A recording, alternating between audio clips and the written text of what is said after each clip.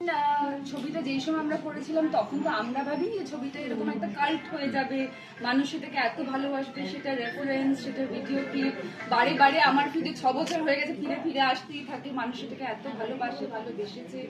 তারপরে এখনো পর্যন্ত এই যে মহিলা পুরোহিত যেখানেই কেউ পুজো করে ছবিতে আমাদের ট্যাগ করে বা পাঠায়, আমার জন্য এটা একটা বিশাল জয়। মানে ছবির রেশ, ছবি মুক্তি পেলো, হই করলো, আমার জীবনে 5 বছরে কত কিছু পাল্টে গেছে। ব্রহ্মাজাননের প্রতি ভালোবাসা মানুষের আমি দেখিনি পাল্টেছি বলে। মানে এমন হয়েছে আমি দুর্গাপুজোর প্যান্ডেল ভিজিট করতে গেছি, এবার যেই মন্ত্রীর পুজো ধরো তিনি আমাকে বলছেন পুজোটা তো আপনিই করে দিলে পারতেন। মানে এতটা কনভিকশনে তারা বিশ্বাস করেছে যে আমি একটা বারোয়ারি দুর্গাপুজো করবার মতো যোগ্যতা রাখি, যে ততটা আমি মানে পারদর্শী পৌরোহিত্য করতে। তো সেটা অবভিয়াসলি আমার কাছে চিরকালের একটা পাওনা বলো, অ্যাচিভমেন্ট বলো, আশীর্বাদ হিসেবে থেকে যাবে। আর বই হিসেবে যখন বেরিয়েছে, চিত্রনাট্যটা তো আছেই, যেটা তোমরা সবাই খুব এনজয় করো এবং ইউ ক্যান অ্যাকচুয়ালি রিড যে ফ্লোটা কিভাবে যায়, কতটা মজার গল্পটা। আমি তো প্রথমে চিত্রনাট্যটাই শুনেছিলাম, যেটা খুব এনজয় করেছিলাম when I heard the script। সেটা ছাড়াও বইটার মধ্যে আমাদের শুটিং এর নানান গল্প, কি করে এরকম একটা ছবি তৈরি হলো, খুবই অভিনব না গল্পটা। এরকম ছবি তো এভরিডে হয় না।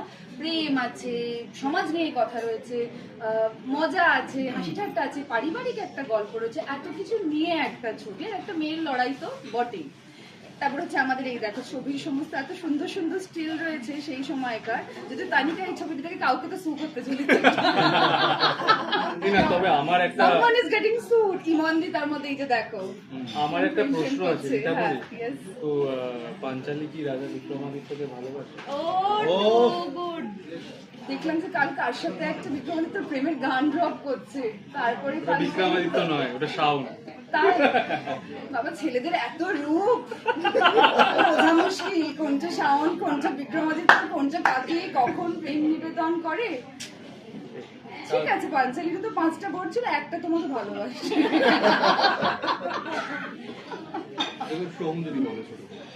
মানে যেটা রীতাবরী বললো প্রায় একই কথা বলবো, যে মানে আমরা যখন ছবিটা বানিয়েছিলাম না, আমি যদি ছবি বানানোর ব্যাপারটা বলি, এত মজা করে বানিয়েছিলাম। এটা জানি অনেকটা ক্লিশের ব্যাপার হয়ে গেছে, সবাই মজা করে, এটা genuinely this was an actual film, যেটা মজার ঘটনা আছে।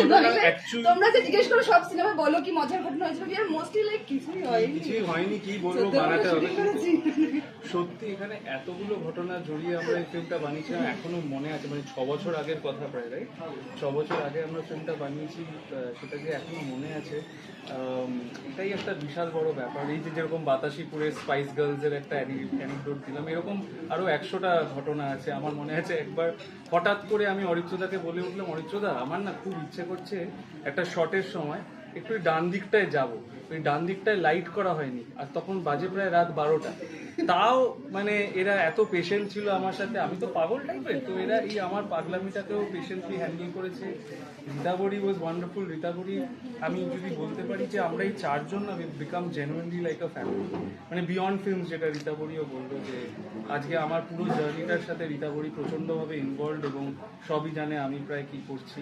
ভালো করলে আমার মনে হয় আমার ভালো হচ্ছে, আমি ওকে এতটাই ভালোবাসি। ও জেনুইনলি এটা মিনও করে। আমি ভালো থাকলে ও এমন করে যেন ওর একটা অ্যাচিভমেন্ট হচ্ছে, ওর আমার ছবি অস্কারে তুমি 40 দিয়েছি। আমি পাপা বুকা নিয়ে এতটাই প্রাউড যে মানে আমি কি বলবো, যে মানে শি ইজ মাই গার্ল। তো আমি মানে I feel very proud of that. আর পুরো টিম, মানে এই যে জিনিয়াদির এরকম একটা বই বেরোচ্ছে বা জিনিয়াদির অন্য কোনো ফিল্মস বেরোলেও, মানে it's almost like we are achieving it together. অরিত্রদাকে অত পছন্দ করি না, একে কেন রেখেছে? হ্যাঁ, একে কেন রেখেছে?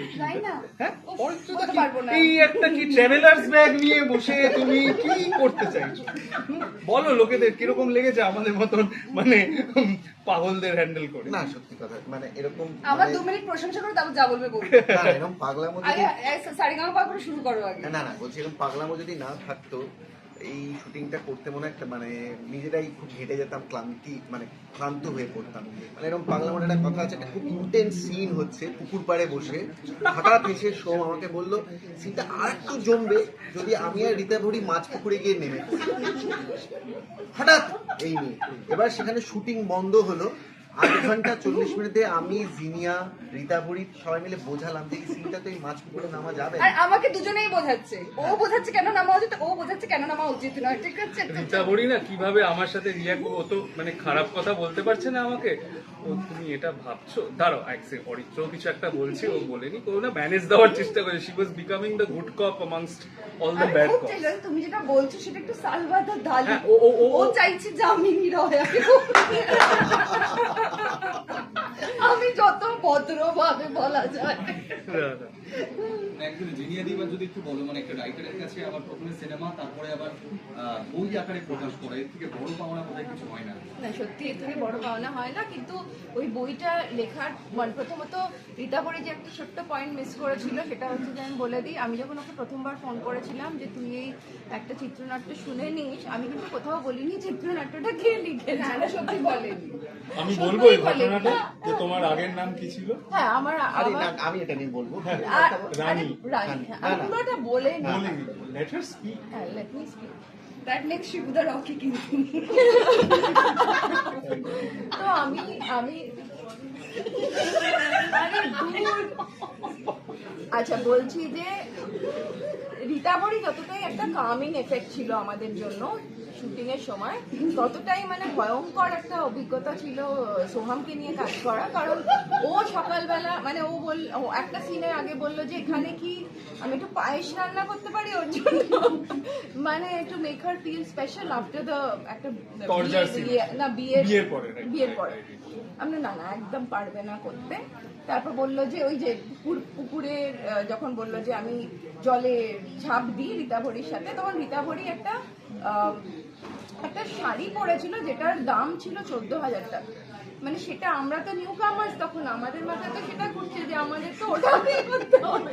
আমি ভাবছি ওটা ছিল আমাদের শুটিং স্কেডিউলের লাস্ট ডে অফ শুট। আমি বলছি আমার যদি কিছু জলের নেমে পড়ে যে আমি তো সাঁতার কাটতে পারি না, শুটিং তো শেষ, সবাই চলে যাবে, আমার মাঝে আর কেউ আসবেও না। না না না, আমি ছিলাম। তো তারপরে আমরা মানে প্রচুর পাগলামও দেখেছি। রীতাভরি প্রচুর কাঁদতো, ওর সারাদিন ওর প্রচুর শুটিং, মানে ওকে প্রচুর শর্ট দিতে হতো, প্রচুর সিনস থাকতো, কিন্তু আর কাঁদতো, রাত 9টার পরে রাত 9টার কান্না পরে শুরু হতো। কাঁদতো যে আমি সকালবেলা উঠে কি করে আসবো আবার পরের দিন, এত সকালে কল টাইম দিয়েছো, এত সকালে call time এটা এটা বইতেও না, বাট ঠিক না পৌঁছে না, একটা মজা না, একটা হচ্ছে এই বইতেও লেখা আছে, এরকম মনে আছে যে একটা শর্ট ওকে আমি বুঝিয়েছিলাম যে এরকম একটা সুন্দর শর্ট নেবো শেষে, তো 9টা থেকে যথারীতি ওর কান্না শুরু হয়েছে যে আমি আর পারছি না। আমি তখন না, তখন রাতে 10টা বাজে। আমি তো সকাল ক্যামেরাম্যানকে 7টায় বলেছি call ছিল। তাড়াতাড়ি শেষ করে দাও। করে ও লাস্ট শট নিয়ে বললাম তোমার ছুটি হয়ে গেছে। আমি খুব গম্ভীর হয়ে বললাম, কারণ আমার ওই শটটা খুব একটা ভালো শট, মানে ডিরেক্টর থাকে না কিছু শট খুব প্রিয় যে ওইটা নেবো। বললাম যাও তোমার ছুটি হয়ে গেছে। আর ও দেখি ফুপিয়ে কাঁদতে বলছি ওই যে একটা বলেছিল একটা ভালো শট নেবে না। তখন আমি ওকে গম্ভীর হয়ে বললাম ওটা নিতে গেলে কিন্তু আরো 40 মিনিট লাইট করতে হবে। ওরে দেখি আবার কাঁদছে, এদিকে লাইটও হচ্ছে। আবার যখন লোকে কাদার অভিনয় করে, আমি না কাদার অভিনয় করি, ঠিক আছে? অ্যাকশন করলে ক্যামেরা মানে একবার অন হয়ে গেলে তখন আবার নেই। তারপরে আর আমাকে চেনা যাবে না একটু আগে আমি কি করছিলাম, মানে তার সাথে অ্যাবসলিউটলি কোনো সম্পর্ক নেই। আমি যখন ওর সাথে ফাটাফাটি করলাম, মানে আমার ফাটাফাটি মানে ওটা হচ্ছে অরিত্রর তৃতীয় ছবি, বেশ কিছু বছর তো হয়ে গেছে তার মধ্যে, এবং অনেকটা সময় কেটে গেছে, ও ডিরেক্টর হিসেবে আরো অভিজ্ঞ হয়েছে। তাই আমি- কোথায় গো? Let me finish. আমি না, আমাকে একদিন এসে বলছে ও, মানে শেষের দিকে সেটা, মানে শুটিংটা অলমোস্ট কেটে যাওয়ার পরে, তুমি না অনেক ঠান্ডা হয়ে গেছে, আর বাওয়াল দাও না, কান্নাকাটি করো না, কি হলো গো তোমার? আমি ওদিকে মুখের দিকে তাকিয়েছি, মনে মনে ভাবছি আমি তোমার অত্যাচারটা মেনে নিয়েছি। It's called surrender. It's like, হয় না প্রথমে প্রতিবার না এটা সহ্য হবে না, এটা করবো না, এটা অনেক বেশি খাটনি, and then you come at one, you're like यही है जो यही है, करना है तो करना है, चलो फिर, ठीक है? It is like that. No, jokes apart, it's been some years, and I mean I was in my 20s. Things shift. True. Thank you সবাইকে। আমি